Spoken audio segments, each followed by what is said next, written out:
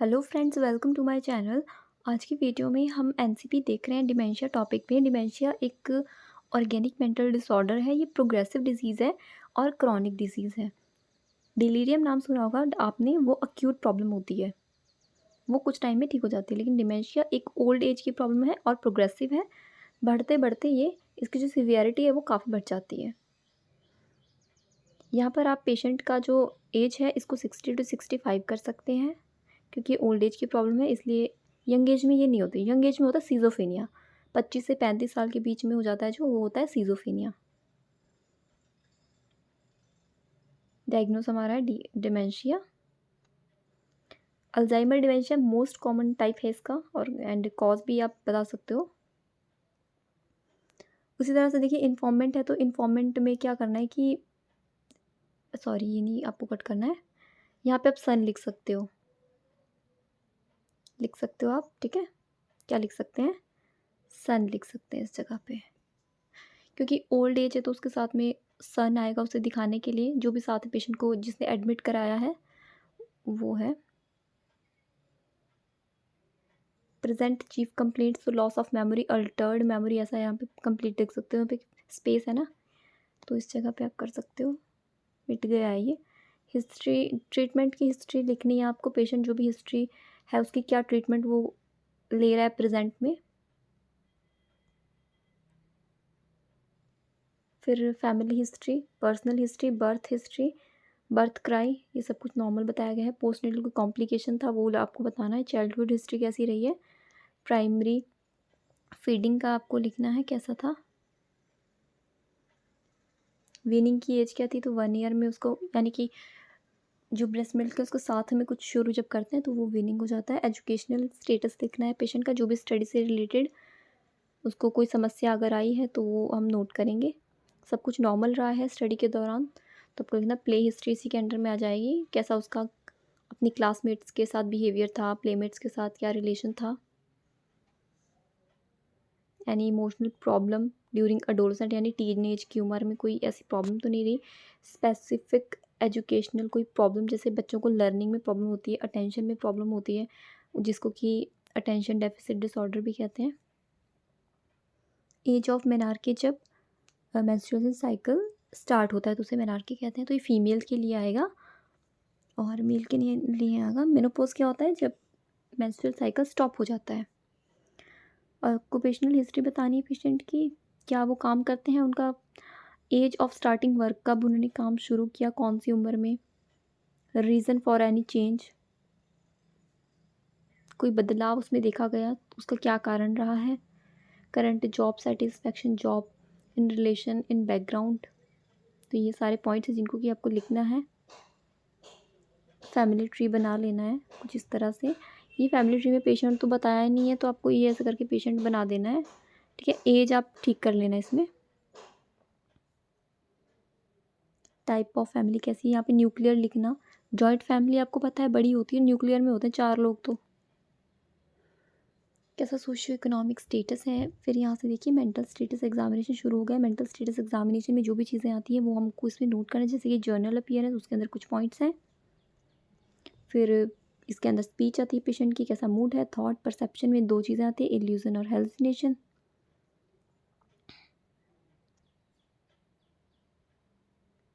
Cognitive function, यानी उसका intelligence कैसा है। पेशेंट से आप बातचीत करके ये चीज़ नोट कर सकते हो। इंसाइट, पेशेंट को अपनी प्रॉब्लम के बारे में पता भी है या फिर नहीं पता है, वो बिल्कुल उससे अनजान है।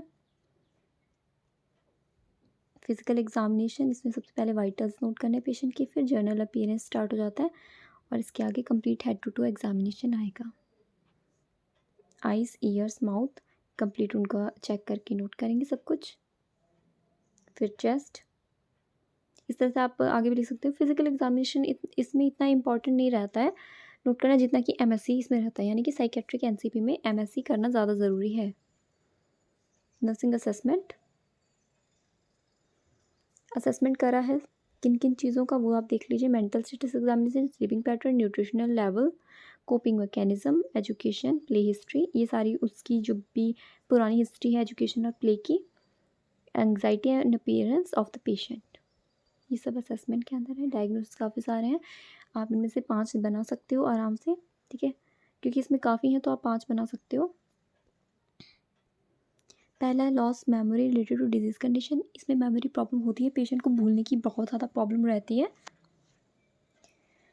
अल्ट्रेशन मेमोरी हो जाता है डिमेंशिया में, प्रोग्रेसिव है और भूलते-भूलते वो बहुत चीज़ें भूलना शुरू हो जाता है। खाना-पीना भूल जाएगा, किधर यूरिन करना है, वो उसे नहीं याद रहेगा। कहीं पर भी वो कपड़े उतार देगा, अपने कपड़े भी वो नहीं पहन सकता। सेल्फ केयर में बिल्कुल ही यानी कि सेल्फ केयर डेफ़िसिट कह सकते हैं, पेशेंट ऐसा हो जाएगा। तो ये डायग्नोस उसी से रिलेटेड है, पूरे बन रहे हैं। डिमेंशिया के पेशेंट में जो डायग्नोस होने चाहिए, बिल्कुल सही डायग्नोस हैं सारे के सारे।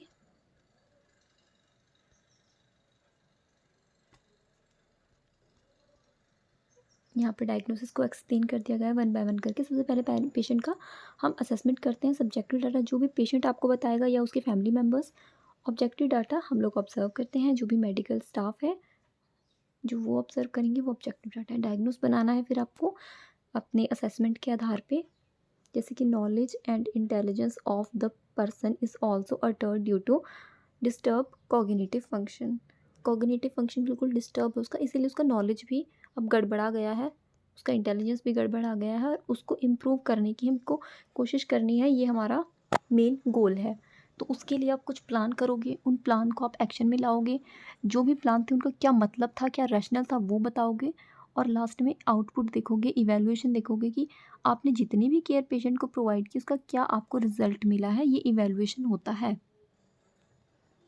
फिर आपका नेक्स्ट डायग्नोसिस आता है, ये है लॉस ऑफ मेमोरी का रिलेटेड टू डिजीज़ कंडीशन। तो इसमें मेन प्रॉब्लम रहती है कि पेशेंट की मेमोरी बहुत कमज़ोर हो जाती है, तो उसके लिए उसको असिस्टेंस की बहुत ज़्यादा ज़रूरत इसमें होती है, तो उसको कंप्लीट यहाँ एक्सप्लेन कर दिया गया है।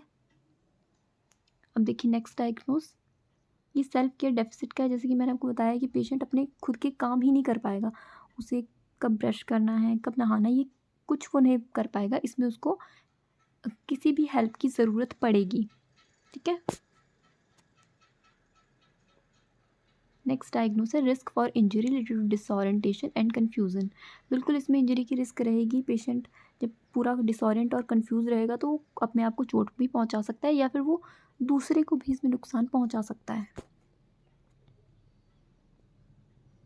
फिर एक डायग्नोस है disturb thought process related to progressive dementia. Thought process का डिस्टर्ब हो जाएगा, सोचने समझने की जो क्षमता होती है वो बिल्कुल इम्बैलेंस हो जाएगी, क्योंकि डिमेंशिया उसे प्रॉब्लम है, डिजीज़ है। और उसी के लिए हमें इस देखना है कि उसका कैसे थॉट प्रोसेस जो है वो इम्प्रूव किया जा सकता है। प्लान आपको कुछ चीज़ें करनी होंगी इसमें, पेशेंट से बातचीत तो करनी ही है और सोशल इंटरेक्शन उसको कराना है और बाकी उसके साथ में तो रहना ही है। पेशेंट अलोन नहीं होना चाहिए, साथ में इसमें रहना पड़ेगा पेशेंट के, क्योंकि वो भूलने की प्रॉब्लम रहती है पेशेंट को। अपने घर वालों को वो नहीं पहचान पाएगा, अपना हो सकता है वो नाम भी उसे याद ना हो, ऐसा भी इसमें हो जाता है। डिमेंशिया की प्रॉब्लम है। आपने वो गजनी फिल्म देखी है, गजनी? तो उसमें उसको क्या था मुझे याद तो नहीं है, लेकिन वो भी भूल जाता था। फिर नेक्स्ट न्यूट्रिशनल स्टेटस भी इम्बैलेंस हो जाएगा। Less than body requirement related to refusal और inability to sit still long enough to eat, evidenced by weakness and weight loss. खाना पीने की बहुत ज़्यादा समस्या इसमें रहेगी। पेशेंट को अगर आप खाना दोगे तो हो सकता है वो सारा का सारा खा जाए, ठीक है। उसे ये नहीं पता चलेगा कि उसका पेट भर गया है अब, और ना वो आपसे हो सकता है खाना मांगे। तो इसलिए जो डिमेंशिया का पेशेंट है इसमें खाने पीने का पूरा ध्यान रखना है, टाइम टू टाइम पेशेंट को खाना दे देना है और पानी भी देना है, क्योंकि वो और अपनी मतलब प्रेजेंस में ये सब होना चाहिए, क्योंकि वो एस्पिरेट भी कर सकता है पेशेंट। उसकी अब मेमोरी जो है वो काफ़ी इम्पेयर्ड हो गई है, एमनेशिया जैसी उसकी प्रॉब्लम है, डिमेंशिया है उसको, और अब वो एस्पिरेट भी कर सकता है। तो उसके पास में बैठकर ही उसको खाना पानी देना है, ये आपको ध्यान में रखना है। डिमेंशिया की प्रॉब्लम है पेशेंट को ना निगलना तक याद नहीं रहता कि कैसे खाने को निगला जाए, इसीलिए मैं आपको ये चीज़ बता रही थी पहले डायग्नोस में। Altered memory function and attention related to disease condition. सभी डायग्नोस ऑलमोस्ट मिलते जुलते ही आप देख सकते हो, और इनका जो प्लान है और इम्प्लीमेंटेशन है वो लगभग आप मिलता-जुलता बना सकते हो, क्योंकि मेन जो प्रॉब्लम है वो मेमोरी की है, भूलने की दिक्कत है। उसके लिए आप क्या-क्या प्लान कर सकते हो वो हमको यहाँ पे देखना है, लिखना है। और हेल्थ एजुकेशन लास्ट में आ जाएगी, ठीक है? ये आप फैमिली मेंबर्स को प्रोवाइड कर सकते हो और पेशेंट को भी बता सकते हो इसके बारे में आप। अगर पेशेंट कुछ समझता है थोड़ा बहुत, उसको प्रॉब्लम मतलब इतनी क्रॉनिक अभी नहीं हुई है, बहुत ज़्यादा वो इसमें नहीं गया है डिमेंशिया में कि उसको अब कुछ भी याद नहीं है, तो फिर उसे भी आप हेल्थ एजुकेशन प्रोवाइड कर सकते हैं। एक चीज़ मैंने डिमेंशिया के बारे में पढ़ी थी कि डिमेंशिया में साइकोथेरेपिस्ट काम नहीं करते हैं, क्योंकि पेशेंट को कुछ भी समझ नहीं आता है। और अगर साइकोथेरेपी आप कुछ उसको समझाते भी हो, बोलते भी हो, तो उसके सर से सब निकलता जाता है। एक तो भूलने की प्रॉब्लम है, ऊपर से आप कुछ भी उसे समझाओगे तो उसे कुछ समझ में नहीं आएगा। और ये कुछ ये हेल्थ एजुकेशन है। सोशलाइजेशन इसमें इम्पॉर्टेंट रहता है, प्रोवाइड एक्टिव सोशलाइजेशन। पेशेंट को किसी ग्रुप में भेज सकते हैं, जैसे ओल्ड एज पार्क में होते हैं, लोग आए हुए होते हैं सभी ओल्ड एज, तो वहाँ पर जाकर उसे अच्छा लगेगा। ओरल हेल्थ का इसमें ध्यान रखना, क्योंकि patient oral care, self care करना अब इसमें भूलना शुरू हो जाता है, इसीलिए जो भी दवाइयाँ डॉक्टर ने दी है वो टाइम टू टाइम देना है।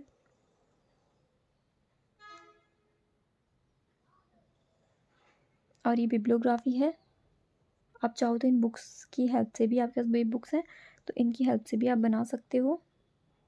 पेज नंबर नहीं है इसमें ना। और ये कुछ नेट रेफरेंस है, यहाँ से भी आप आराम से बना पाओगे। तो आज का एनसीपी था ये डिमेंशिया का। आई होप आपको इससे कुछ मदद मिल जाएगी। Thank you.